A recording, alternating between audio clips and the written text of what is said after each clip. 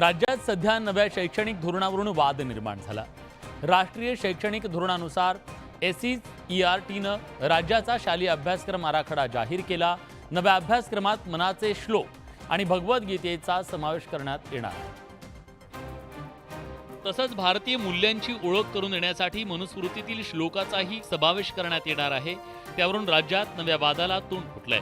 अजित पवारांनी या निर्णयावर नाराजी व्यक्त केली आहे। आता राष्ट्रवादी शरदचंद्र पवार पक्षाचे आमदार जितेंद्र आव्हाड यांनी या निर्णयाविरोधात आंदोलनाचा पवित्रा घेतलाय। 29 मे रोजी मनुस्मृती जाळून आव्हाड निर्णयाचा निषेध करणार आहेत। आम्ही मनुस्मृतीचे दहन जे बाबासाहेबांनी केलं होतं त्याचं स्मरण ठेवून बाबासाहेबांच्या चरणांशी लीन होऊन आम्ही तेच धोरण अवलंबणार आहोत। कुठल्याही परिस्थितीत आपण सरकारमध्ये असेपर्यंत तरी तसं आपण कोणी होऊन देणार नाही। कितीही मोठी किंमत मोजावी लागली तरी चालेल। मनुस्मृतीचं कुठलंही समर्थन हे राज्य शासन करत नाही।